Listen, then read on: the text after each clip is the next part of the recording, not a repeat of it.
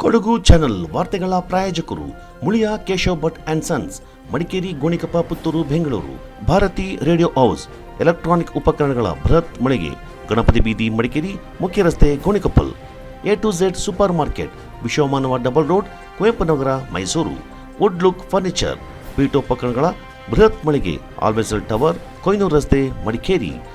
Sharada jewellery, ಕೊಡಗಿನ ಸಾಂಪ್ರದಾಯಿಕ ಆಭರಣಗಳ ವಿಶಾಲ ಮಳಿಗೆ, Aras road, Mysuru. Rohan city residential and commercial, Vijay, Mangaluru. ZRN Kaveri silks, art and craft emporium, ಅಪ್ಪಟ ರೇಷ್ಮೆ ಸೀರೆಗಳ ಮಳಿಗೆ, ಮೈಸೂರು ರಸ್ತೆ, ಮಡಿಕೇರಿ. ವಿರಾಜಪೇಟೆಯಲ್ಲಿ ಬಿಜೆಪಿ ನಡೆಸಿದ ಪ್ರತಿಭಟನೆ ಸಂದರ್ಭ ಪ್ರತಿಕೃತಿ ದಹಿಸಿರೋದಕ್ಕೆ ಬೇಸರಗೊಂಡು ಜನರೇ ನನ್ನ ಪರ ಸ್ವಯಂ ಪ್ರೇರಿತರಾಗಿ ಹೇಳಿಕೆಗಳನ್ನು ನೀಡ್ತಾ ಇದ್ದಾರೆ. ಬಿಜೆಪಿ ಮಾಡ್ತಾ ಇರುವ ಆರೋಪದಂತೆ ಪ್ರತಿಕ್ರಿಯೆ ನೀಡಲು ತಾನು ಹೇಳಿರುವುದು ಸಾಬೀತಾದರೆ ಶಾಸಕ ಸ್ಥಾನಕ್ಕೆ ರಾಜೀನಾಮೆ ನೀಡೋದಾಗಿ ಮುಖ್ಯಮಂತ್ರಿಗಳ ಕಾನೂನು ಸಲಹೆಗಾರ ಹಾಗೂ ವಿರಾಜಪೇಟೆ ಶಾಸಕ ಎಎಸ್ ಪೊನ್ನಣ್ಣ ತಿಳಿಸಿದ್ದಾರೆ. ನಗರದಲ್ಲಿ ಸುದ್ದಿಗೋಷ್ಠಿಯಲ್ಲಿ ಮಾತನಾಡಿದವರು, ಬೆಲೆ ಏರಿಕೆಯನ್ನು ವಿರೋಧಿಸಿ ರಾಜ್ಯವ್ಯಾಪಿ ಬಿಜೆಪಿ ಪ್ರತಿಭಟನೆ ನಡೆಸಿದೆ. ಆದರೆ ವಿರಾಜಪೇಟೆಯಲ್ಲಿ ಬಿಜೆಪಿಯ ಪ್ರತಿಭಟನೆ ಹಾದಿ ತಪ್ಪಿದೆ. ರಾಜ್ಯದ ಎಲ್ಲೂ ಪ್ರತಿಕೃತಿಯನ್ನು ದಹನ ಮಾಡಿಲ್ಲ, ಸೈಕಲ್ ತುಳಿದಿದ್ದಾರೆ. ವಿರಾಜಪೇಟೆಯಲ್ಲಿ ಮಾತ್ರ ಪ್ರತಿಕೃತಿ ದಹಿಸಲಾಗಿದೆ. ಇದು ಸಹಜವಾಗಿಯೇ ಜನರ ಬೇಸರಕ್ಕೆ ಕಾರಣವಾಗಿದ್ದು ಸ್ವಯಂ ಪ್ರೇರಣೆಯಿಂದ ನನ್ನ ಪರ ಧ್ವನಿ ಎತ್ತಿದ್ದಾರೆ. ಆದರೆ ಬಿಜೆಪಿಯವರ ಸರಣಿ ಹೇಳಿಕೆಗಳು ಬಿಜೆಪಿಯ ನಾಯಕರೇ ಹೇಳಿ ಮಾಡಿಸಿದ್ದಾಗಿದೆ ಎಂದರು. ಪಕ್ಷಾತೀತ, ಜಾತ್ಯತೀತ ಮತ್ತು ಧರ್ಮಾತೀತವಾಗಿ ಸಾಮಾಜಿಕ ಕಳಕಳಿಯಿಂದ ಜನಸೇವೆ ಮಾಡುತ್ತಾ ಬಂದವನು ತಾನು. ಅಭಿವೃದ್ಧಿ ಕಾರ್ಯಗಳ ಮೂಲಕ ಮತ್ತು ಸಮಸ್ಯೆಗಳಿಗೆ ಸ್ಪಂದಿಸುವ ರೀತಿಯಿಂದ ಜನರ ಪ್ರೀತಿಯನ್ನು ಗಳಿಸಿದ್ದೇನೆ. ಪ್ರತಿಕೃತಿ ದಹಿಸಿದ ಬಿಜೆಪಿಯ ನಡೆಯನ್ನ ಇದೇ ಕಾರಣಕ್ಕೆ ಇಂದು ನನ್ನ ಮೇಲಿನ ಅಭಿಮಾನದಿಂದ ಖಂಡಿಸ್ತಾ ಇದ್ದಾರೆ. ಕೊಡವರು ಮಾತ್ರವಲ್ಲದೆ ಅಲ್ಪಸಂಖ್ಯಾತರು, ಪರಿಶಿಷ್ಟರು, ಆದಿವಾಸಿಗಳು, ಬಿಜೆಪಿಯವರು ಸೇರಿದಂತೆ ಎಲ್ಲ ಸಮುದಾಯದವರು ನನ್ನ ಬಗ್ಗೆ ಅನುಕಂಪ ವ್ಯಕ್ತಪಡಿಸಿ ಮಾತನಾಡ್ತಾ ಇದ್ದಾರೆ. ಇದನ್ನು ಬಿಜೆಪಿ ಅರ್ಥ ಮಾಡಿಕೊಂಡಿಲ್ಲ ಅಂತ ಅಭಿಪ್ರಾಯಪಟ್ಟರು. ಜನರು ನೀಡ್ತಾ ಇರುವ ಪ್ರತಿಕ್ರಿಯೆಯಲ್ಲಿ ನನ್ನ ಪಾತ್ರವಿಲ್ಲ. ಕೊಡವ ಪದ್ಧತಿಯಲ್ಲಿ ಶವಯಾತ್ರೆ ಮಾಡಿ ಪ್ರತಿಕೃತಿ ದಹಿಸುವಂತಿಲ್ಲ. ಕೊಡವ ಸಮಾಜಗಳ ಒಕ್ಕೂಟ ಮತ್ತು ಅಖಿಲ ಕೊಡವ ಸಮಾಜದಲ್ಲಿರುವವರು ಕಾಂಗ್ರೆಸ್ಸಿಗರಲ್ಲ. ಅವರವರ ಭಾವನೆಗೆ ತಕ್ಕ ಹಾಗೆ ನನ್ನ ಪರ ಧ್ವನಿ ಎತ್ತಿದ್ದಾರೆ. ಜನರ ಭಾವನೆಯನ್ನು ಬಿಜೆಪಿ ಅರ್ಥ ಮಾಡಿಕೊಳ್ಳಬೇಕಾಗಿತ್ತು ಎಂದರು. ಪ್ರಜಾಪ್ರಭುತ್ವ ವ್ಯವಸ್ಥೆಯಲ್ಲಿ ಪ್ರತಿಭಟನೆಯನ್ನು ತಾನು ಸ್ವಾಗತಿಸುತ್ತೇನೆ. ಆದರೆ ವಿರಾಜಪೇಟೆಯಲ್ಲಿ ಬಿಜೆಪಿ ಮಾಡಿದ ಪ್ರತಿಭಟನೆ ಹಾದಿ ತಪ್ಪಿದೆ. ಹೊಸ ನಾಯಕತ್ವಕ್ಕೆ ಬೆಂಬಲ ನೀಡಿ ಎಂದು ಜನರ ಬಳಿ ಮನವಿ ಮಾಡಿ ಪ್ರೀತಿ ಗಳಿಸಿ ಗೆದ್ದು ಬಂದಿದ್ದೇನೆ ಹೊರತು ಹಿಂಬಾಗಿಲಿನಿಂದ ಹೋಗಿಲ್ಲ. ಜಿಲ್ಲೆಯಲ್ಲಿ ಕೆಲವು ಮಂದಿಯ ಬಳಿ ಮಾತ್ರ ನಾಯಕತ್ವ ಉಳಿಯಬೇಕೇ, ಹೊಸ ನಾಯಕತ್ವ ಬರಬಾರದೆ ಅಂತ ಪೊನ್ನಣ್ಣ ಅಸಮಾಧಾನ ವ್ಯಕ್ತಪಡಿಸಿದರು. ವಿರಾಜಪೇಟೆಯಲ್ಲಿ ನಡೆದ ಪ್ರತಿಭಟನೆಗೆ ಸಂಬಂಧಪಟ್ಟಂತೆ ಸಾರ್ವಜನಿಕ ಹಿತಾಸಕ್ತಿಯಿಂದ ಪೊಲೀಸರೇ ಸ್ವಯಂ ಪ್ರೇರಣೆಯಿಂದ ಬಿಜೆಪಿಯವರ ವಿರುದ್ಧ ದೂರನ್ನು ದಾಖಲಿಸಿಕೊಂಡಿದ್ದಾರೆ. ಇದರಲ್ಲಿ ತನ್ನ ಪಾತ್ರವಿಲ್ಲ ಅಂತ ಸ್ಪಷ್ಟಪಡಿಸಿದವರು, ಪೊಲೀಸ್ ವರಿಷ್ಠಾಧಿಕಾರಿಗಳು ಕಾನೂನಾತ್ಮಕವಾಗಿ ಈ ಪ್ರಕರಣವನ್ನು ಮುಕ್ತಾಯಗೊಳಿಸಬೇಕೆಂದು ಮನವಿ ಮಾಡುವುದಾಗಿ ಹೇಳಿದರು. ಯಾವುದೇ ರೀತಿಯಾದಂಥ ದ್ವೇಷವನ್ನು ಸಾಧಿಸುವಂಥದ್ದಾಗಲಿ, ಅಧಿಕಾರವನ್ನು ದುರ್ಬಳಕೆ ಮಾಡಿ ನನ್ನ ರಾಜಕೀಯ ವಿರೋಧಿಗಳನ್ನು ತುಳಿದು ರಾಜಕೀಯ ಮಾಡಬೇಕೋದಾಗಲಿ, ಇಂಥದ್ದು ಯಾವುದು ಕೂಡ ಯಾವತ್ತೂ ಕೈ ಹಾಕಲಿಲ್ಲ, ಹಾಕೋದು ಇಲ್ಲ. ಮಾಡಬೇಕಾಗಿದ್ದರೆ ಇವತ್ತು ಭ್ರಷ್ಟಾಚಾರ ಪ್ರಕರಣಗಳನ್ನು ಎದುರಿಸ್ತಾ ಇರೋರು ಕೆಲವು ನಾಯಕರಿದ್ದಾರೆ. ನಾನು ರಾಜ್ಯದಲ್ಲಿ ಮುಖ್ಯಮಂತ್ರಿಗಳ ಕಾನೂನು ಸಲಹೆಗಾರ ಕೆಲಸ ಮಾಡ್ತಾ ಇದ್ದೀನಿ. ಅಡ್ವೊಕೇಟ್ ಜನರಲ್ ಆಗಿ 6 ವರ್ಷ ಕೆಲಸ ಮಾಡಿದ್ದೀನಿ. ಅಧಿಕಾರಿ ವರ್ಗದವ್ರ ಹತ್ರ ನನಗೆ ಭಾಳ ಸಂಪರ್ಕ ಇದೆ. ಜೈಲಿಗೆ ಹಾಕ್ಸ್ಬೋದು ಇರೋ ವಾಸ್ತವವನ್ನು ಹೇಳ್ತಾರೆ. ಆದರೆ ಯಾವತ್ತೂ ಕೂಡ ಆ ಪ್ರಕರಣಗಳ ಕಡೆ ತಿರುಗೂ ನೋಡಿ. ಅರಣ್ಯ ಭೂ ಕಬಳಿಕೆ ಕೇಸ್ಗಳಿದೆ. ಆದರೆ ಅದು ಕಾನೂನು ಪ್ರಕ್ರಿಯೆ, ಕಾನೂನಾದ ಕೆಳಗಡೆ ಏನೇನಾಗಬೇಕು ನಡೀಲಿ ಅಂತ ಬಿಟ್ಟಿದೆ. ಅದನ್ನು ವಿಶೇಷವಾಗಿ ಗುರುತಿಸಿ ಅವ್ರಿಗೆ ಏನಾದ್ರು ತೊಂದರೆ ಮಾಡಬೇಕು ಅಂತ ಹೇಳುವಂಥ ರಾಜಕಾರಣ ನಾನು ಮಾಡಿಲ್ಲ, ಮಾಡೋದು ಇಲ್ಲ. ಇವತ್ತು ಏನು ಪ್ರತಿಕ್ರಿಯೆ ಇವತ್ತು ನಾವು ಕಾಣ್ತಾ ಇದ್ವಿ, ಯಾರಿಗಾರೇ ಒಬ್ಬರಿಗೆ, ಯಾವುದೇ ಸಂಘ ಸಂಸ್ಥೆ ಇರ್ಬೋದು, ನಮ್ಮ ರಾಜಕೀಯ ನಾಯಕರು ಇಲ್ಲಿ ನಮ್ಮ ಪಕ್ಷದ ನಾಯಕರು ಕೂತಿದ್ದಾರೆ, ಯಾರಿಗಾರೇ ಒಬ್ಬರಿಗೆ ನಾನು ದೂರವಾಣಿ ಮೂಲಕ ಕರೆ ಮಾಡಿ ಇದರ ಬಗ್ಗೆ ಪ್ರತಿಕ್ರಿಯಿಸಿ ಅಂತ ಹೇಳಿದರೆ ನಾನು ಶಾಸಕ ಸ್ಥಾನಕ್ಕೆ ಈ ತಕ್ಷಣ ರಾಜೀನಾಮೆ. ಯಾರು ಒಬ್ಬರಿಗೆ ಹೇಳಿ, ಆತ್ಮಸಾಕ್ಷಿ ಇರಬೇಕು ಒಬ್ಬ ಮನುಷ್ಯನಿಗೆ. ನಾವು ಕೊನೆಯದಾಗಿ ನಮ್ಮ ಆತ್ಮಸಾಕ್ಷಿಗೆ ಮಾತ್ರ ಉತ್ತರ ಕೊಡೋಕ್ಕೆ ಸಾಧ್ಯ.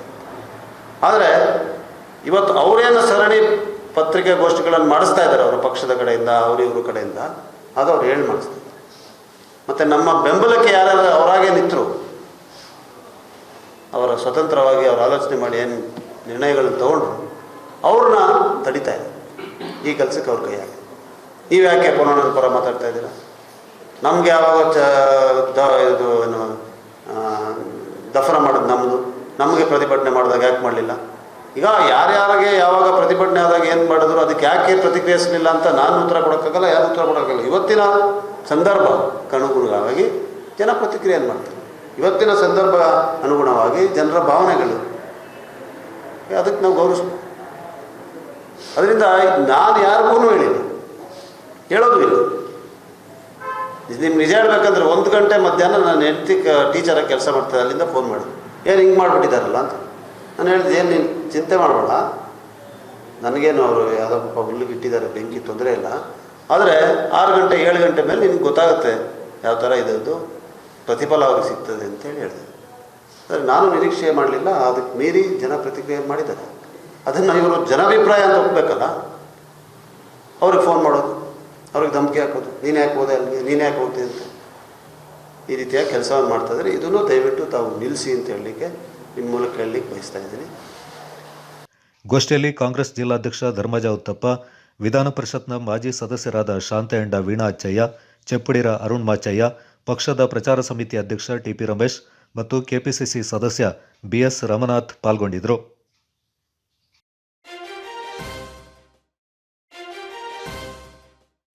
ಕುಶಾಲನಗರ ತಾಲೂಕಿನ ಹೆಬ್ಬಾಲೆ ಮತ್ತು ಕೂಡಿಗೆ ಗ್ರಾಮ ಪಂಚಾಯಿತಿ ವ್ಯಾಪ್ತಿಯ ಚಿನ್ನೇನಹಳ್ಳಿ ಹಾಗೂ ಬೇಡಗೊಟ್ಟ ಗಿರಿಜನ ಹಾಡಿಗಳಿಗೆ ಮಂಗಳವಾರ ಶಾಸಕ ಡಾಕ್ಟರ್ ಮಂತ್ರಗೌಡ ಅವರು ಭೇಟಿ ನೀಡಿ ಅಧಿಕಾರಿಗಳೊಂದಿಗೆ ಪರಿಶೀಲನೆ ನಡೆಸಿದರು. ವರ್ಷದ ಬಳಿಕ ಇದೇ ಪ್ರಥಮ ಬಾರಿಗೆ ಹಾಡಿಗೆ ಭೇಟಿ ನೀಡಿದ ಶಾಸಕರು ಹಾಡಿ ಜನರ ಸಮಸ್ಯೆಗಳನ್ನು ಆಲಿಸಿದ್ರು. ಕಾಡಾನೆ ಹಾವಳಿ, ವಿದ್ಯುತ್, ರಸ್ತೆ ಮತ್ತು ಚರಂಡಿ ಸೇರಿದಂತೆ ಮೂಲಭೂತ ಸೌಲಭ್ಯಗಳ ಕೊರತೆ ಬಗ್ಗೆ ಹಾಡಿ ಜನರು ಶಾಸಕರ ಗಮನಕ್ಕೆ ತಂದರು. ಹಾಡಿಯ ಗಿರಿಜನರ ಮನೆಗಳಿಗೆ ತೆರಳಿ ಖುದ್ದು ಸಮಸ್ಯೆಗಳಿಂದ ವೀಕ್ಷಣೆ ಮಾಡಿದ ಶಾಸಕರು ಅಧಿಕಾರಿಗಳ ನಿರ್ಲಕ್ಷ್ಯ ಹಾಗೂ ಬೇಜವಾಬ್ದಾರಿ ಬಗ್ಗೆ ಅಸಮಾಧಾನ ವ್ಯಕ್ತಪಡಿಸಿದರು. ಹಾಡಿ ರಸ್ತೆ, ಚರಂಡಿ ಹಾಗೂ ಮನೆಯ ಸುತ್ತಮುತ್ತ ಸ್ವಚ್ಛತೆಯನ್ನು ಕಾಪಾಡಬೇಕು, ಎಲ್ಲೆಂದರಲ್ಲಿ ಕಸ ತ್ಯಾಜ್ಯವನ್ನು ಹಾಕಬಾರದು ಅಂತ ಕಿವಿಮಾತು ಹೇಳಿದ ಅವರು ಕಸ ಸಂಗ್ರಹಕ್ಕಾಗಿ ನಿಗದಿ ದಿನದಲ್ಲಿ ಪಂಚಾಯಿತಿ ಕಸದ ವಾಹನ ಬರುವ ವ್ಯವಸ್ಥೆ ಮಾಡುವಂತೆ ಪಂಚಾಯಿತಿ ಅಧಿಕಾರಿ ಮೇದಪ್ಪ ಅವರಿಗೆ ಸೂಚನೆ ನೀಡಿದರು. ಎಲ್ಲ ಮನೆಗಳಿಗೂ ಶೌಚಾಲಯ ವ್ಯವಸ್ಥೆ ಇದೆ ಎಂದು ಶಾಸಕರು ಪ್ರಶ್ನೆ ಮಾಡಿದಾಗ, ಇಲ್ಲ ಸ್ವಾಮಿ, ನಾವು ಕಾಡು ಪ್ರಾಣಿಗಳ ಭಯದ ನಡುವೆ ಅರಣ್ಯಕ್ಕೆ ಹೋಗಬೇಕಾಗಿದೆ ಎಂದರು. ಈ ಬಗ್ಗೆ ಐಟಿಡಿಪಿ ಇಲಾಖೆ ಅಧಿಕಾರಿ ಸಿದ್ದೇಗೌಡ ಅವರಿಂದ ಮಾಹಿತಿಯನ್ನು ಪಡ್ಕೊಂಡ್ರು. ಈಗಾಗಲೇ ಹೊಸದಾಗಿ ಶೌಚಾಲಯ ಸಮೇತ 10 ಮನೆಗಳ ನಿರ್ಮಾಣ ಮಾಡಲಾಗ್ತಾ ಇದ್ದು, ಮುಂದಿನ ದಿನಗಳಲ್ಲಿ ಹಂತ ಹಂತವಾಗಿ ಮನೆ ನಿರ್ಮಿಸಿಕೊಡಲು ಕ್ರಮ ಕೈಗೊಳ್ಳಲಾಗುವುದೆಂದರು. ಗಿರಿಜನ ಕುಟುಂಬಗಳಿಗೆ ಪೌಷ್ಟಿಕಾಹಾರ ಅಡಿ ಆಹಾರ ಕಿಟ್ ವಿತರಿಸುತ್ತಿರುವ ಬಗ್ಗೆ ಶಾಸಕರು ಕೇಳಿದಾಗ, ಸಣ್ಣ ಮೊಟ್ಟೆ ಹಾಗೂ ತೆರೆದಿರುವ ಪ್ಯಾಕ್ಗಳನ್ನು ನೀಡ್ತಾರೆ ಅಂತ ಮುಖಂಡರಾದ ಈರಪ್ಪ, ಧರ್ಮಣ್ಣ ದೂರಿದ್ರು. ಈ ಬಗ್ಗೆ ಏಜೆನ್ಸಿ ಅವರನ್ನು ಕರೆದು ಸಭೆ ನಡೆಸಿ ಸೂಕ್ತ ಕ್ರಮ ಕೈಗೊಳ್ಳುವುದಾಗಿ ತಿಳಿಸಿದರು. ಕುಡಿಯುವ ನೀರಿನ ಸೌಲಭ್ಯ ಕಲ್ಪಿಸಿರುವ ನೀರಿನ ಟ್ಯಾಂಕ್ ಹಾನಿಯಾಗಿದೆ ಎಂದು ಶಾಸಕರ ಗಮನಕ್ಕೆ ತರಲಾಯಿತು. ಈ ಬಗ್ಗೆ ಮಾಹಿತಿ ನೀಡಿದ ಜಿಲ್ಲಾ ಪಂಚಾಯತ್ ಎಇ ವೀರೇಂದ್ರ ಅವರು, ಹಳೆಯ ಟ್ಯಾಂಕ್ ದುರಸ್ತಿಪಡಿಸಲು ಆಗೋದಿಲ್ಲ. ಈ ಹಿನ್ನೆಲೆಯಲ್ಲಿ 5 ಲಕ್ಷ ರೂಪಾಯಿ ವೆಚ್ಚದಲ್ಲಿ ಹೊಸ ಟ್ಯಾಂಕ್ ನಿರ್ಮಿಸಿ ಕುಡಿಯುವ ನೀರಿನ ಸೌಲಭ್ಯ ಕಲ್ಪಿಸಲು ಈಗಾಗಲೇ ಕ್ರಮ ಕೈಗೊಳ್ಳಲಾಗಿದೆ ಎಂದರು. ಬೀದಿ ದೀಪಗಳಿಲ್ಲದೆ ತುಂಬಾ ತೊಂದರೆಯಾಗಿದೆ. ಅದೇ ರೀತಿ ಸಮುದಾಯ ಭವನ ಕೂಡ ಹಾನಿಯಾಗಿದೆ. ಅಂಗನವಾಡಿ ಕಟ್ಟಡ ನಿರ್ಮಿಸಿಕೊಡುವಂತೆ ಹಾಡಿ ಮುಖಂಡರು ಶಾಸಕರಿಗೆ ಮನವಿಯನ್ನ ಸಲ್ಲಿಸಿದರು. ವಿದ್ಯುತ್ ವಂಚಿತ ಮನೆಗಳಿಗೆ ಸಮುದಾಯ ಭವನ ಹಾಗೂ ದೇವಸ್ಥಾನಕ್ಕೆ ಕೂಡಲೇ ವಿದ್ಯುತ್ ಸಂಪರ್ಕ ಕಲ್ಪಿಸುವಂತೆ ಚೆಸ್ಕಾಂ ಅಧಿಕಾರಿಗೆ ಶಾಸಕರು ಸೂಚನೆ ನೀಡಿದರು. ಅರಣ್ಯ ಇಲಾಖೆ ವತಿಯಿಂದ ಸೋಲಾರ್ ದೀಪ ವ್ಯವಸ್ಥೆ ಮಾಡಬೇಕೆಂದು ತಿಳಿಸಿದರು.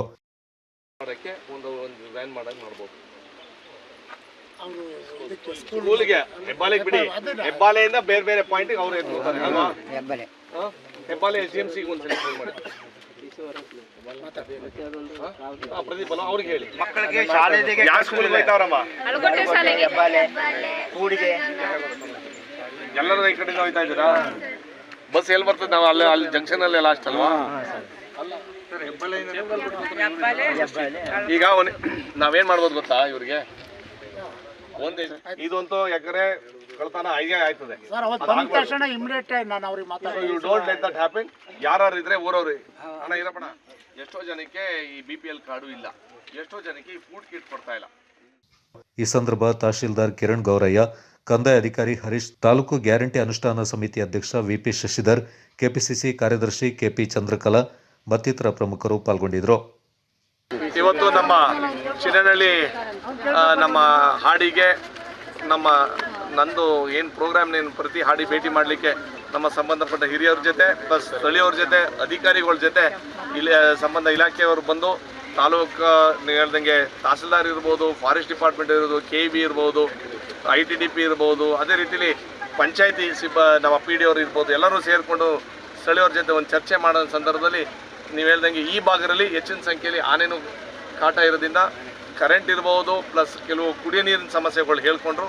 ಅದೃಷ್ಟಕ್ಕೆ ಕಳೆದ ಬಾರಿನೇ ಅಧಿಕಾರಿಗಳು, ಯಾಕಂದರೆ ಒಂದೊಂದ್ಸಲಿ ನಾವು ಅಧಿಕಾರಿಗಳನ್ನ ಒಂದು ಸ್ವಲ್ಪ ಅವ್ರ ಪರ ನಿಂತ್ಕೊಳ್ಳೇಬೇಕಾಗುತ್ತೆ. ಯಾಕಂತಂದರೆ ಈ ಸಲ ಈ ಭಾಗದಲ್ಲಿ ಎಲ್ಲ ಚೆಸ್ಕಾಮ್ ಕೆಲಸ ಮಾಡಿಸೋರೆ, ಪ್ಲಸ್ ಅದರ ರೀತಿಯಲ್ಲಿ ಇದು ಮಾಡಿಸೋರೆ, ಅದು ಆಧಾರ್ ಕಾರ್ಡ್ ಎಲ್ಲರಿಗೂ ಕೊಟ್ಟವ್ರೆ. ಅದೊಂದು ರೀತಿಯಲ್ಲಿ ಒಂದು ಒಳ್ಳೆ ಕೆಲಸನೇ. ಅದೇ ರೀತಿಯಲ್ಲಿ ಇನ್ನೂ ಹೆಚ್ಚಿನ ಸಂಖ್ಯೆಯಲ್ಲಿ ಕುಡಿಯೋ ನೀರು ಇರ್ಬೋದು, ಚರಂಡಿ ವ್ಯವಸ್ಥೆ ಇರ್ಬೋದು, ಆಮೇಲೆ ನೀವು ಹೇಳ್ದಂಗೆ ಮನೆಗಳು ಟಾಯ್ಲೆಟ್ಗಳು ಇರ್ಬೋದು, ಆಮೇಲೆ ಒಂದು ಪೇಷಂಟ್ ವಿಚಾರ ಮಾತಾಡೋದು, ಅದೆಲ್ಲರೂ ಸಂಬಂಧಪಟ್ಟ ಅಧಿಕಾರಿಗಳಿಗೆ ಆದಷ್ಟು ಬೇಗ ಸೂಕ್ತ ಕ್ರಮ ತಗೊಂಡು ಸ್ವಚ್ಛತೆ ಬಗ್ಗೆನೂ ಅವ್ರ ಸ್ಥಳೀಯರಿಗೆ ನಾವು ಒಂದು ಸ್ವಲ್ಪ ಮನವರಿಸಿದ್ವಿ. ಕೊಡಗು ಜಿಲ್ಲೆಯಾದ್ಯಂತ ಕಳೆದ 2 ದಿನಗಳಿಂದ ಉತ್ತಮ ಮಳೆಯಾಗ್ತಾ ಇದೆ. ರಾತ್ರಿ ವೇಳೆ ನಿರಂತರ ಮಳೆ ಸುರಿತಾ ಇದ್ದು ಕಾವೇರಿ ನದಿ ನೀರಿನ ಮಟ್ಟ ಏರಿಕೆಗೊಂಡಿದೆ. ಮಳೆ ತೀವ್ರತೆಯಿಂದ ಪಡೆದುಕೊಳ್ತಾ ಇರುವುದರಿಂದ ಜೂನ್ 28ರ ಬೆಳಿಗ್ಗೆ 8:30ರವರೆಗೆ ಆರೆಂಜ್ ಅಲರ್ಟ್ ಘೋಷಣೆ ಮಾಡಲಾಗಿದೆ. ಜೂನ್ ತಿಂಗಳ ಆರಂಭದಲ್ಲಿ ಕೈಕೊಟ್ಟ ಮಳೆ ಕೊನೆಯಲ್ಲಿ ಬಿರುಸುಗೊಂಡಿದೆ. ಮಡಿಕೇರಿ ತಾಲೂಕಿನಲ್ಲಿ ಧಾರಾಕಾರ ಮಳೆಯಾಗ್ತಾ ಇದೆ. ಕಾವೇರಿಯ ಉಗಮ ಸ್ಥಾನ ತಲಕಾವೇರಿ ಮತ್ತು ಶ್ರೀ ಭಗಂಡೇಶ್ವರ ಕ್ಷೇತ್ರ ಭಾಗಮಂಡಲದಲ್ಲಿ ಉತ್ತಮ ಮಳೆಯಾಗ್ತಾ ಇದ್ದು ತ್ರಿವೇಣಿ ಸಂಗಮದಲ್ಲಿ ನದಿ ನೀರಿನ ಮಟ್ಟ ಏರಿಕೆಯಾಗಿದೆ. ತಲಕಾವೇರಿ ರಸ್ತೆಯಲ್ಲಿ ಮರ ಬಿದ್ದು ವಾಹನಗಳ ಸಂಚಾರಕ್ಕೆ ಅಡಚಣೆ ಉಂಟಾಗಿತ್ತು. ಇದೀಗ ಮರವನ್ನು ತೆರವುಗೊಳಿಸಲಾಗಿದೆ. ಮಡಿಕೇರಿ ನಗರ ವ್ಯಾಪ್ತಿಯಲ್ಲೂ ಮಳೆಯಾಗ್ತಾ ಇದ್ದು ಮಂಜು ಮತ್ತು ಚಳಿ ಇದೆ. ನೀರುಕೊಲ್ಲಿ ಚಟ್ಟಳ್ಳಿ ರಸ್ತೆಯಲ್ಲಿ ಮರ ಬಿದ್ದು ವಾಹನ ಸಂಚಾರಕ್ಕೆ ತೊಡಕುಂಟಾಗಿತ್ತು. ವಿರಾಜಪೇಟೆ, ಗೋಣಿಕೊಪ್ಪ, ಪೊನ್ನಂಪೇಟೆ, ಸೋಮವಾರಪೇಟೆ, ಕುಶಾಲನಗರ, ಸಿದ್ದಾಪುರ, ಕರಿಕೆ ಭಾಗದಲ್ಲೂ ಉತ್ತಮ ಮಳೆಯಾಗ್ತಾ ಇದೆ. ಆರ್ದ್ರ ಮಳೆಯ ಆಗಮನ ಕೃಷಿಕರ ಮೊಗದಲ್ಲಿ ಮಂದಹಾಸವನ್ನು ಮೂಡಿಸಿದೆ.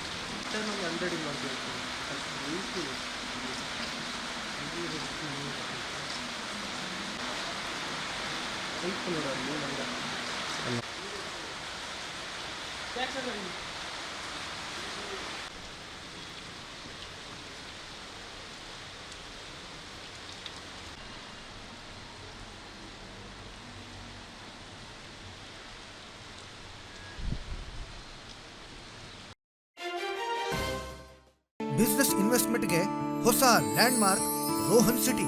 ವಾಣಿಜ್ಯ ಸ್ಥಳಗಳ ಮೇಲಿನ ಹೂಡಿಕೆಯ ಮೇಲೆ 7.5% ನಷ್ಟು ಗ್ಯಾರಂಟಿಡ್ ರಿಟರ್ನ್. ತಡ ಯಾಕೆ? ಈಗಲೇ ಇನ್ವೆಸ್ಟ್ ಮಾಡಿ. ನಿಮ್ಮ ಹೂಡಿಕೆಗೆ ಬೆಸ್ಟ್ ಪ್ರೈಸ್ ಸಿಗುವಾಗ ತಡ ಯಾಕೆ? ನಿಮ್ಮ ಸಕ್ಸಸ್ನ ಹೊಸ address Rohan city, Vijay, Mangaluru.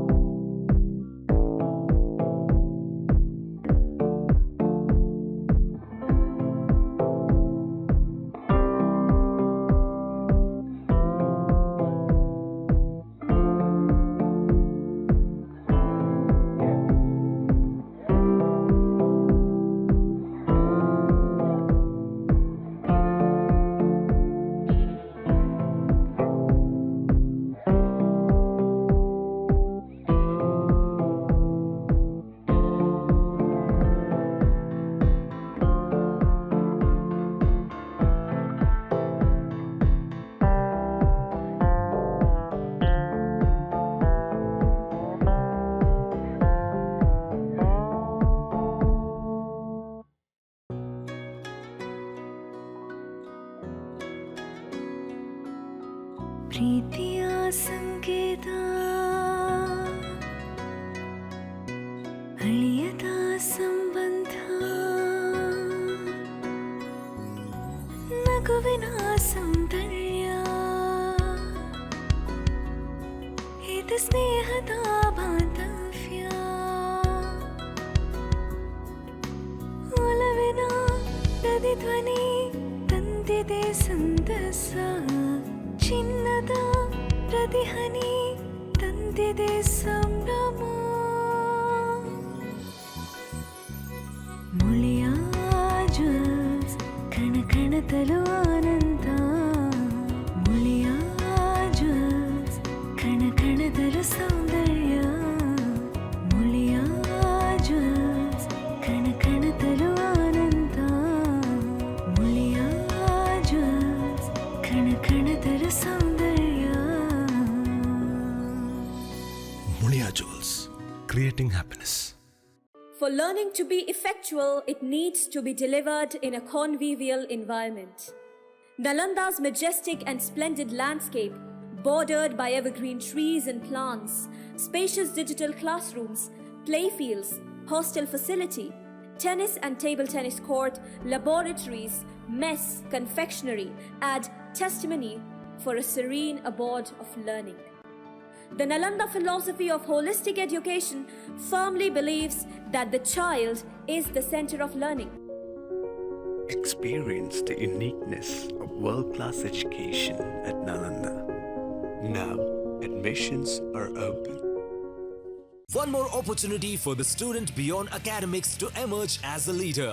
SBRR Mahajana First Grade Autonomous College, accredited A grade by NAC, having 4 decades of experience in higher education. Admissions open for the year 2024 and 25 for BCom, BA, BCA, BSc, BBA, BSc with Criminology and Forensic Science, Psychology and Biochemistry. In addition, BBA Hotel and Hospitality along with Aviation and International Tourism. NSS, NCC, Sports, Cultural and other co-curricular activities are encouraged. 30 plus value-added and skill enhancement courses. Meritorious students are provided free shift scholarships. Students with 95% and above in second PUC are exempted from program fee. Concession for all achievers in sports. Hostel facility for boys and girls. Contact Mahajana College, Mysuru. ಯುವ ಜನಾಂಗ ಮಾದಕ ವಸ್ತು ಸೇವನೆಯಂತಹ ದುಶ್ಚಟಗಳಿಗೆ ಬಲಿಯಾಗಿ ಅಮೂಲ್ಯವಾದ ಜೀವನವನ್ನು ಹಾಳು ಮಾಡಿಕೊಳ್ಳದೆ ಸಮಾಜದಲ್ಲಿ ಉತ್ತಮ ನಾಗರಿಕರಾಗಿ ಬದುಕಬೇಕೆಂದು ಜಿಲ್ಲಾ ಪೊಲೀಸ್ ವರಿಷ್ಠಾಧಿಕಾರಿ ಕೆ ರಾಮರಾಜನ್ ಕರೆ ನೀಡಿದ್ದಾರೆ.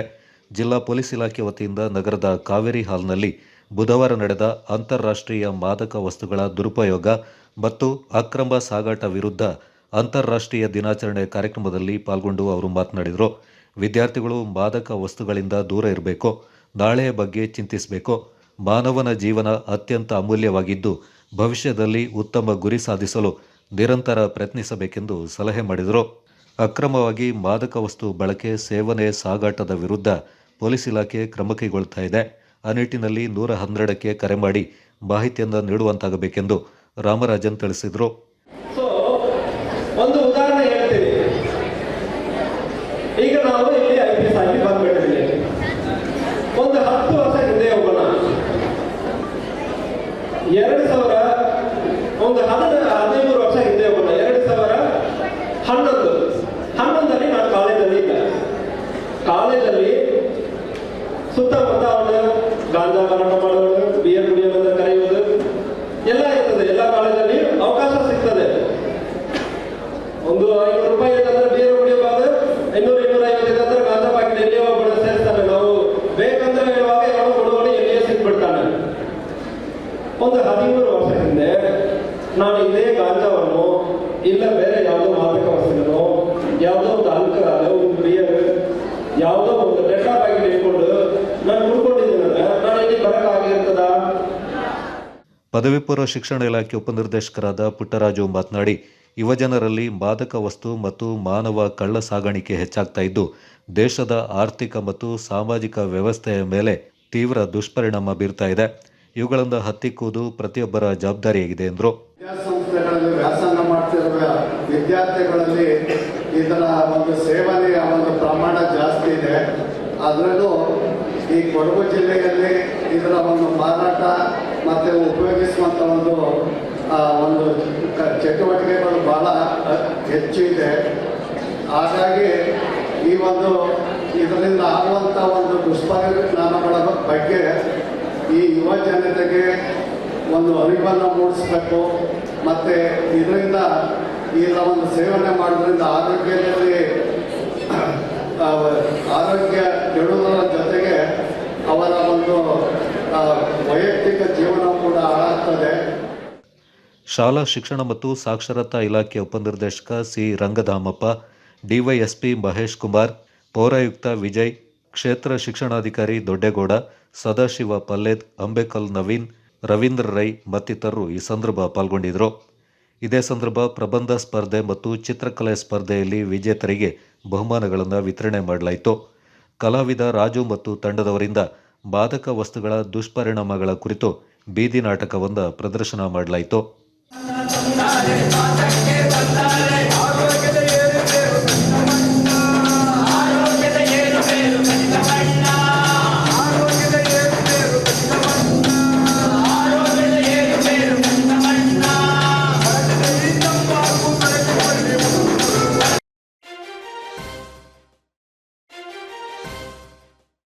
ಕೊಡಗು ಜಿಲ್ಲಾದ್ಯಂತ ಕಳೆದ 2 ದಿನಗಳಿಂದ ಉತ್ತಮ ಮಳೆಯಾಗ್ತಾ ಇದ್ದು, ದಾಪಕ್ಲು ವಿಭಾಗದಲ್ಲೂ ಬಿರುಸಿನ ಮಳೆಯಾಗಿದೆ.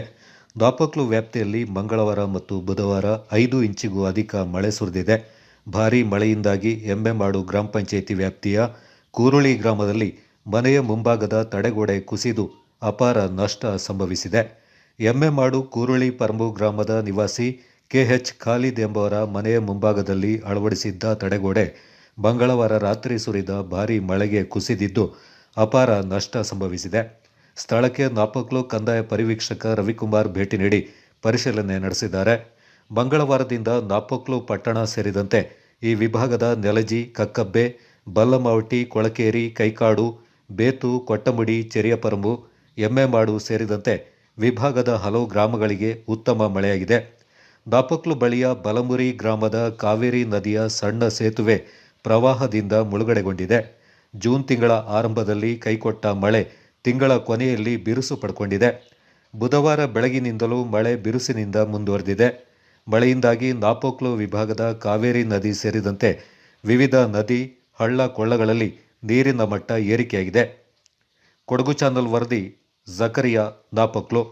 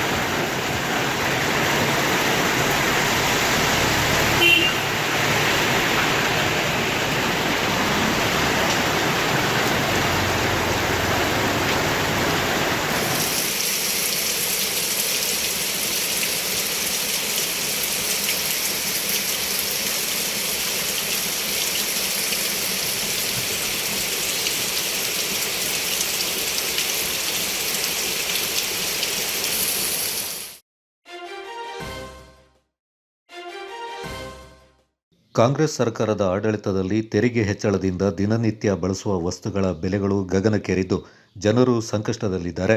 ಕೂಡಲೇ ಇಂಧನ ಬೆಲೆಯನ್ನು ಕಡಿಮೆ ಮಾಡಬೇಕೆಂದು ಸೋಮರಪೇಟೆ ಮಂಡಲ ಬಿಜೆಪಿ ಪದಾಧಿಕಾರಿಗಳು ಒತ್ತಾಯಿಸಿದ್ದಾರೆ.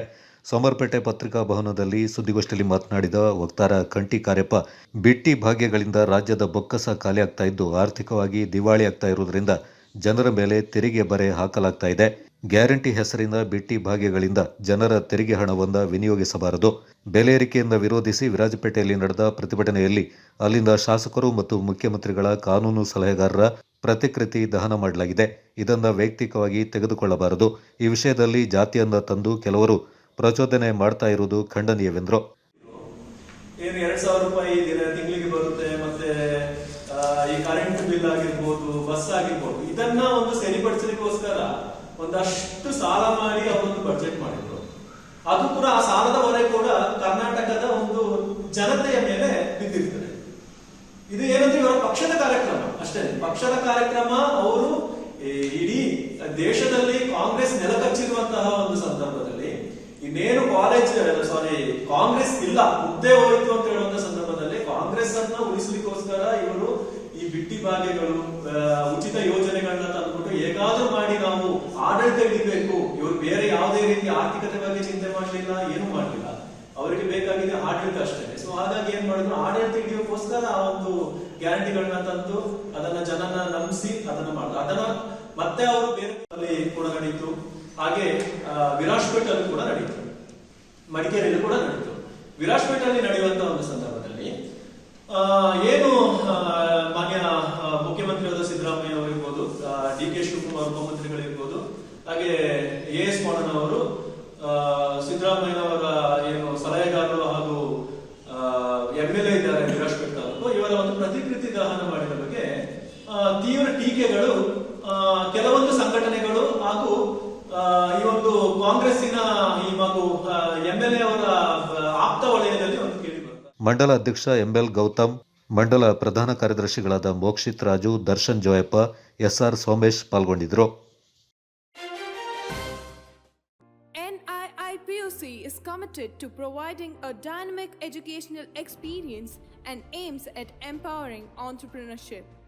Students are motivated to explore and revel in the joy of learning. We are proud to have a substantial number as separate batch of students for JEE, CET and NEET. This year, we have introduced Tally, stock marketing and e-commerce under the able guidance of the subject experts. Empowering entrepreneurship at Nalanda International Independent Pre-University College. Now, admissions are open.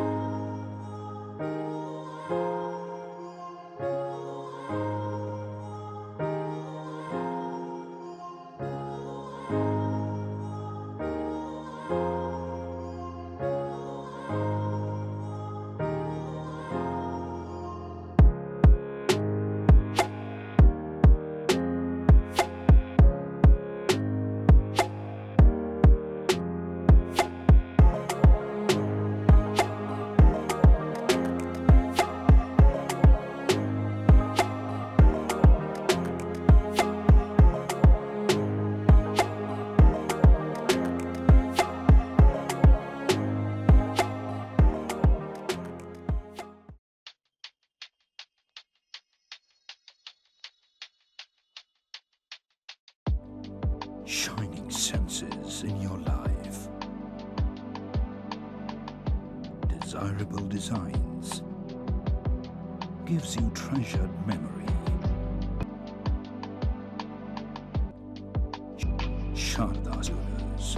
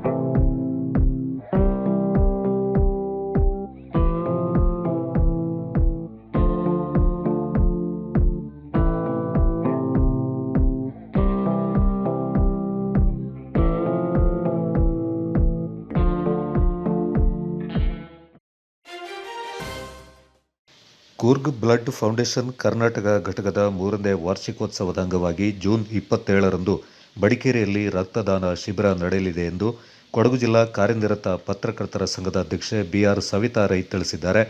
ನಗರದಲ್ಲಿ ಸುದ್ದಿಗೋಷ್ಠಿಯಲ್ಲಿ ಮಾತನಾಡಿದ ಅವರು, ಕೊಡಗು ಜಿಲ್ಲಾ ಕಾರ್ಯನಿರತ ಪತ್ರಕರ್ತರ ಸಂಘ, ಮಡಿಕೇರಿಯ humanity first India ಸಂಸ್ಥೆ ಹಾಗೂ ಕೊಡಗು ಜಿಲ್ಲಾ ರಕ್ತನಿಧಿ ಕೇಂದ್ರದ ಸಹಯೋಗದಲ್ಲಿ ನಗರದ ಬಾಲಭವನದಲ್ಲಿ ಬೆಳಿಗ್ಗೆ 10 ಗಂಟೆಯಿಂದ ಶಿಬಿರ ನಡೆಯಲಿದೆ ಎಂದು ಮಾಹಿತಿಯನ್ನು ನೀಡಿದರು. ಸುಮಾರು 50 ಬಾರಿ ರಕ್ತ ನೀಡಿದ ಮಹಾದಾನಿ ರಾಮಪ್ಪ ಶಿಬಿರವನ್ನು ಉದ್ಘಾಟಿಸಲಿದ್ದು, ಮುಖ್ಯ ಅತಿಥಿಗಳಾಗಿ ಕರ್ನಾಟಕ ಕಾರ್ಯನಿರತ ಪತ್ರಕರ್ತರ ಸಂಘದ ರಾಜ್ಯ ಉಪಾಧ್ಯಕ್ಷ ಅಜ್ಜಮಡ ರಮೇಶ್ ಕುಟ್ಟಪ್ಪ, ಕರ್ನಾಟಕ ತುಳು ಸಾಹಿತ್ಯ ಅಕಾಡೆಮಿ ಮಾಜಿ ಸದಸ್ಯ ಪಿಎಂ ರವಿ, ಕರ್ನಾಟಕ ಕಾರ್ಯನಿರತ ಪತ್ರಕರ್ತರ ಸಂಘದ ಅಧ್ಯಕ್ಷೆ ಸವಿತಾ ರೈ ಪಾಲ್ಗೊಳ್ಳಲಿದ್ದಾರೆಂದು ತಿಳಿಸಿದರು. ಕೋವಿಡ್ ಸಂದರ್ಭ ಜಿಲ್ಲೆಯಲ್ಲಿ ರಕ್ತದ ಅಗತ್ಯತೆ ಹೆಚ್ಚಾಗಿದ್ದರಿಂದ ಬ್ಲಡ್ ಫೌಂಡೇಶನ್ದ ಸಮೀರ್, ವಿನು ಹಾಗೂ ತಂಡ ಶ್ರಮ ಮೀರಿ ರಕ್ತ ಸಂಗ್ರಹಕ್ಕೆ ಮುಂದಾಗಿದ್ದರು. ಅಲ್ಲಿಂದೀಚೆ ರಕ್ತದಾನವನ್ನು ದೇವರ ಸೇವೆ ಎಂಬಂತೆ ಬ್ಲಡ್ ಫೌಂಡೇಶನ್ ಮಾಡ್ತಾ ಇದೆ ಎಂದು ಶ್ಲಾಘನೆ ವ್ಯಕ್ತಪಡಿಸಿದರು. ಜೊತೆಗೆ ಹ್ಯುಮ್ಯಾನಿಟಿ ಫಸ್ಟ್ ಇಂಡಿಯಾ ಇವರು ಕೂಡ ಸಹಭಾಗಿತ್ವದಲ್ಲಿ ಕಾರ್ಯಕ್ರಮವನ್ನು ಮಾಡ್ತಾ ಇದ್ದೇವೆ. ಸುಮಾರು 3 ವರ್ಷಗಳಿಂದ ಸಮೀರ್ ಮತ್ತು ವಿನೋದ್ ಅವರು ನಿರಂತರವಾಗಿ ರಕ್ತವನ್ನು ಸಂಗ್ರಹಿಸುವುದರೊಂದಿಗೆ ಉಚಿತವಾಗಿ ಕಾರ್ಯಕ್ರಮವನ್ನು ಮಾಡ್ತಾ ಇದ್ದಾರೆ. ದಾನಿಗಳು ಕೂಡ ಈ ರಕ್ತ ಸಂಗ್ರಹದಲ್ಲಿ ಮುಂದೆ ಬರಬೇಕು. ಯಾಕೆ ಅಂತ ಹೇಳಿದರೆ, ಕೋವಿಡ್ ಅಂತ ಸಂದರ್ಭದಲ್ಲಿ, ಜೊತೆಗೆ ಕಳೆಸಲಿ ನಮ್ಮ ಚುನಾವಣೆ ಸಂದರ್ಭದಲ್ಲಿ ನೀತಿ ಸಂಹಿತೆ ಜಾರಿಯಾದಂಥ ಸಂದರ್ಭದಲ್ಲಿ ಬಹಳಷ್ಟು ರಕ್ತವನ್ನು ಪಡೆದುಕೊಳ್ಳುವಂಥ ಅನಿವಾರ್ಯ ಪರಿಸ್ಥಿತಿ ಇತ್ತು. ಆ ಅನಿವಾರ್ಯ ಪರಿಸ್ಥಿತಿಯಲ್ಲಿ Coorg blood foundation Karnataka register ಇವರು ಶತಾಯಗತಾಯ ಪ್ರಯತ್ನವನ್ನು ಮಾಡಿ ಎಲ್ಲರಿಗೂ ತಿಳಿದರೆ ಯಾರೆಲ್ಲ ಕಷ್ಟದಲ್ಲಿದ್ದಾರೆ, ಯಾರೆಲ್ಲ ರಕ್ತದ ಅಗತ್ಯತೆ ಇದೆ. ಇವತ್ತು ನಮಗೆಲ್ಲರಿಗೂ ಗೊತ್ತು ರಕ್ತ ಎಷ್ಟು ಮಹತ್ ಕಾರ್ಯ ಇವತ್ತು ಒಬ್ಬರು ಕೊಡೋದು ಅಂತ ಹೇಳಿದರೆ. ಆದರೆ ಒಂದು ವ್ಯಕ್ತಿ ಕನಿಷ್ಠ 6 ತಿಂಗಳಿಗೊಮ್ಮೆ ಆದರೂ ಸಹ ರಕ್ತವನ್ನು ಕೊಡುವಂಥ ವ್ಯವಸ್ಥೆಯನ್ನು ಆಗಬೇಕು. ಇದ್ರ ಬಗ್ಗೆ ಮಾತಾಡಲಿಕ್ಕೆ ಸಮೀರ್ ಅವರು ನನ್ನ ಜೊತೆಗಿದ್ದಾರೆ. ಬ್ಲಡ್ ಫೌಂಡೇಶನ್ದ ಪ್ರಮುಖ ಸಮೀರ್ ಮಾತನಾಡಿ, ಈ ಬಾರಿ ಶಿಬಿರದ ಮೂಲಕ ಸುಮಾರು 50 ಯೂನಿಟ್ ರಕ್ತ ಸಂಗ್ರಹದ ಗುರಿ ಹೊಂದಲಾಗಿದೆ ಎಂದರು. ಕಾರ್ಯಕ್ರಮದಲ್ಲಿ ಪರಿಸರ ಪ್ರೇಮಿ ರಾಮಪ್ಪ, ಸಮಾಜ ಸೇವಕರಾದ ಗಣೇಶ್ ಕಡಗದಾಳು, ವಿನೋದ್ ಹಾಗೂ ಕ್ರಿಯೇಟಿವ್ ಖಲೀಲ್ ಅವರನ್ನು ಸನ್ಮಾನಿಸಿ ಗೌರವಿಸಲಾಗುತ್ತೆ ಎಂದರು. ಫೌಂಡೇಶನ್ ಕರ್ನಾಟಕ ರಿಜಿಸ್ಟರ್ ಇದರ 3ನೇ ವಾರ್ಷಿಕೋತ್ಸವದ ಅಂಗವಾಗಿ ನಾವು ಕೂಡ ಇವರೊಂದಿಗೆ ಕೈ ಜೋಡಿಸಿ, ಅಂದರೆ ಕೊಡಗು ಜಿಲ್ಲಾ ಕಾರ್ಯನಿರತ ಪತ್ರಕರ್ತರ ಸಂಘ ಹಾಗೂ ಹ್ಯುಮ್ಯಾನಿಟಿ ಫಸ್ಟ್ ಇಂಡಿಯಾ ಇಬ್ಬರು ಕೂಡ ಇವ್ರ ಜೊತೆ ಕೈ ಜೋಡಿಸಿ ಈ ರಕ್ತದಾನ ಶಿಬಿರವನ್ನು ಯಶಸ್ವಿಗೊಳಿಸಿಕೊಡ್ಬೇಕು ಅಂತೇಳಿ ನಾವೆಲ್ಲ ಪ್ರಯತ್ನ ಪಡ್ತಾ ಇದ್ದೀವಿ. ತಾವು ಕೂಡ ಎಲ್ಲರೂ ಇದಕ್ಕೆ ಆಗಮಿಸಬೇಕು ಅಂತೇಳಿ ಕೇಳ್ಕೊಳ್ತಿದ್ದೀನಿ. ಈಗಾಗಲೇ ದಿನಾಂಕ 27/6/2024 ಅಂದರೆ ಗುರುವಾರ ನಾಳೆ ಈ ಕಾರ್ಯಕ್ರಮವನ್ನು ನಾವು ಬ್ಲಡ್ ಫೌಂಡೇಶನ್ ಪ್ರತಿನಿಧಿ ಚಂದನ್ ನಂದರಬೆಟ್ಟು, ಪ್ರಮುಖರಾದ ವಿನು, ಮೊಹಮ್ಮದ್ ಶರೀಫ್, ಕಾರ್ಯನಿರತ ಪತ್ರಕರ್ತರ ಸಂಘದ ಪ್ರಧಾನ ಕಾರ್ಯದರ್ಶಿ ಅನು ಕಾರ್ಯಪ್ಪ ಗೋಷ್ಠಿಯಲ್ಲಿ ಪಾಲ್ಗೊಂಡಿದ್ದರು.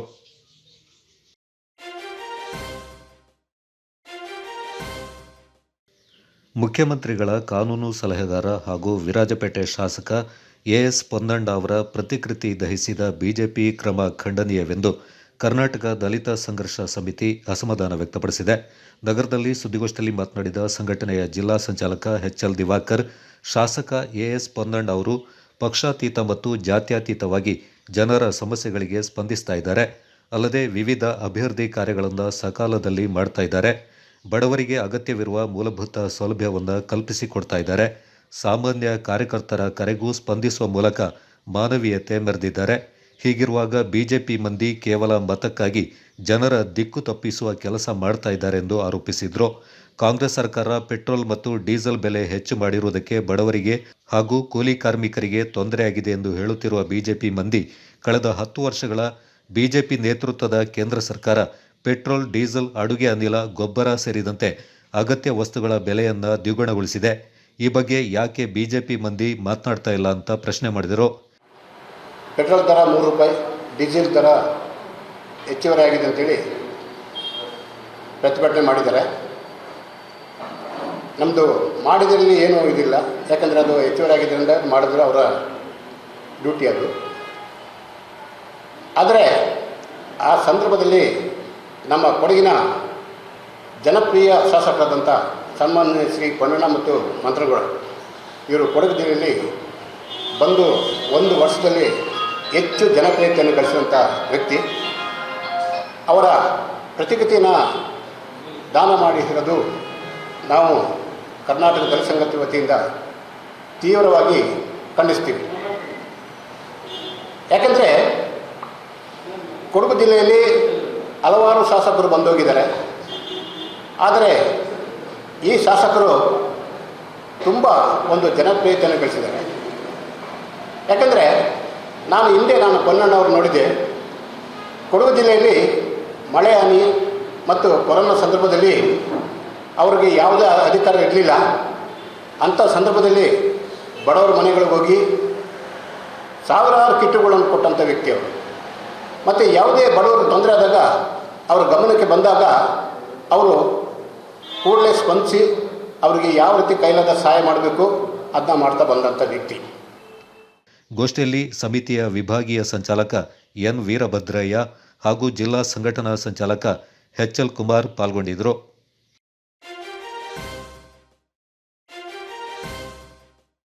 ಕೊಡವ ಸಮಾಜಗಳು ಯಾವುದೇ ಕಾರಣಕ್ಕೂ ರಾಜಕೀಯದಲ್ಲಿ ಮೂಗು ತೂರಿಸಬಾರದು ಮತ್ತು ಸಾಮಾಜಿಕ ಜಾಲತಾಣಗಳ ಪ್ರಚೋದನೆಗೆ ಒಳಗಾಗಬಾರದೆಂದು ದಾಪಕ್ಲು ಕೊಡವ ಸಮಾಜದ ಅಧ್ಯಕ್ಷ ಮನುಮುತ್ತಪ್ಪ ಒತ್ತಾಯಿಸಿದ್ದಾರೆ. ನಗರದಲ್ಲಿ ಸುದ್ದಿಗೋಷ್ಠಿಯಲ್ಲಿ ಮಾತನಾಡಿದ ಅವರು, ವಿರಾಜಪೇಟೆಯಲ್ಲಿ ಬಿಜೆಪಿ ನಡೆಸಿದ ಪ್ರತಿಭಟನೆಯ ಸಂದರ್ಭ ಶಾಸಕ ಎಸ್ ಪೊನ್ನಣ್ಣ ಅವರ ಪ್ರತಿಕೃತಿ ದಹನಕ್ಕೆ ಸಂಬಂಧಪಟ್ಟಂತೆ ಕೆಲವು ಕೊಡವ ಸಮಾಜಗಳು ಪ್ರತಿಕ್ರಿಯೆ ನೀಡಿರುವುದನ್ನು ತೀವ್ರವಾಗಿ ಖಂಡಿಸಿದರು. ಪೊನ್ನಣ್ಣ ಅವರ ಪರ ಪ್ರತಿಕ್ರಿಯೆ ನೀಡುವಂತೆ ಸಾಮಾಜಿಕ ಜಾಲತಾಣದ ವೀರರು ಕೊಡವ ಸಮಾಜಗಳಿಗೆ ಪ್ರಚೋದನೆ ನೀಡಿದ್ದಾರೆ. ಕೊಡವ ಸಮಾಜಗಳ ಒಕ್ಕೂಟ ಕೂಡ ಪ್ರತಿಕ್ರಿಯೆ ನೀಡಿದ್ದು ಇದು ಸರಿಯಾದ ಕ್ರಮವಲ್ಲ. ಕಾಂಗ್ರೆಸ್ಸಿಗರಿಗೆ ಚುನಾವಣೆ ಬಂದಾಗ ಮಾತ್ರ ಕೊಡವರ ಬಗ್ಗೆ ಕಾಳಜಿ ಹೆಚ್ಚಾಗುತ್ತೆ. ಪೊನ್ನಣ್ಣ ಅವರು ಮಾತ್ರ ಕೊಡವ ಜನಪ್ರತಿನಿಧಿಯೇ, ಬೇರೆ ಯಾರೂ ಇಲ್ಲವೇ? ಈ ಹಿಂದೆ ಮಾಜಿ ಶಾಸಕ ಅಪ್ಪಚ್ಚು ರಂಜನ್ ಅವರ ಪ್ರತಿಕೃತಿ ದಹಿಸಿದಾಗ ಯಾಕೆ ಯಾರೂ ಧ್ವನಿ ಎತ್ತಲಿಲ್ಲ? ಅಪ್ಪಚ್ಚು ರಂಜನ್ ಕೊಡವರಲ್ಲವೇ ಅಂತ ಪ್ರಶ್ನೆ ಮಾಡಿದರು. ಬಿಜೆಪಿ ಸರ್ಕಾರ ಹಾಗೂ ಶಾಸಕರು ಕೊಡವ ಸಮಾಜಗಳ ಒಕ್ಕೂಟ ಮತ್ತು ಕೊಡವ ಸಮಾಜಗಳಿಗೆ ಸಾಕಷ್ಟು ಕೊಡುಗೆಯನ್ನು ನೀಡಿದ್ದಾರೆಂದರು. ಕೊಡಗಿನಲ್ಲಿ ಒಂದು ಪ್ರತಿಭಟನೆ ನಡೆಸಿದ್ದಕ್ಕೆ ಜಾತಿಯ ಲೇಪ ಹಚ್ಚಿರುವುದು ಒಂದು ಹಾಸ್ಯಾಸ್ಪದ ಸಂಗತಿಯಾಗಿದೆ. ನರೇಂದ್ರ ಮೋದಿಯವರು ಇಡೀ ಪ್ರಪಂಚದಲ್ಲೇ ಒಬ್ಬ ಪ್ರಪಂಚದ ನಾಯಕನಾಗಿ ಹೊರಹೊಮ್ಮಿ ಇಡೀ ಪ್ರಪಂಚವೇ ಅವರಿಗೆ ಗೌರವವನ್ನು ಕೊಡ್ತಾ ಇದೆ.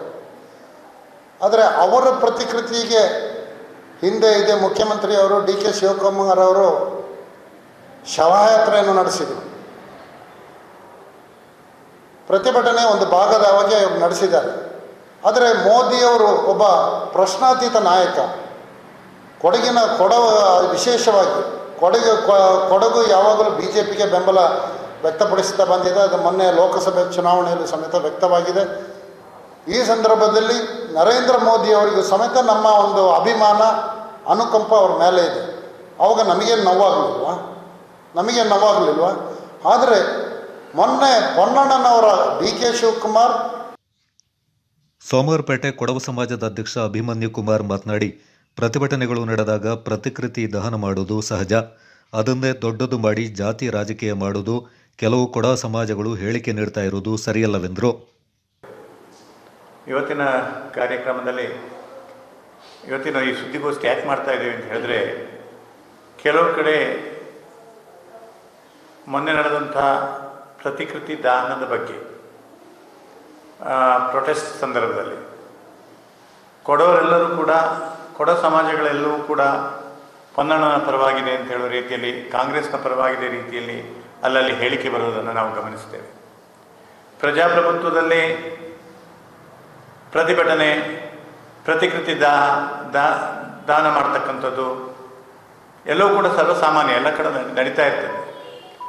ಆಡಳಿತ ಪಕ್ಷದಲ್ಲಿದ್ದವರು ವಿರೋಧ ಪಕ್ಷಗಳು ಆಗಿದ್ದಾಗ ವಿರೋಧ ಪಕ್ಷಗಳು ಮಾಡ್ತವೆ, ವಿರೋಧ ಪಕ್ಷಗಳು ಆಡಳಿತ ಪಕ್ಷ ಬಂದಾಗ ಆಡಳಿತ ಪಕ್ಷದವರು ಮಾಡಿರ್ತಾರೆ. ಮಡಿಕೇರಿ ಕೊಡವ ಸಮಾಜದ ಗೌರವ ಕಾರ್ಯದರ್ಶಿ ಕನ್ನಂಡ ಸಂಪತ್, ಮಡಿಕೇರಿ ಕೊಡವ ಸಮಾಜದ ನಿರ್ದೇಶಕ ರವಿ ಬಸಪ್ಪ ಸುದ್ದಿಗೋಷ್ಠಿಯಲ್ಲಿ ಪಾಲ್ಗೊಂಡಿದ್ದರು.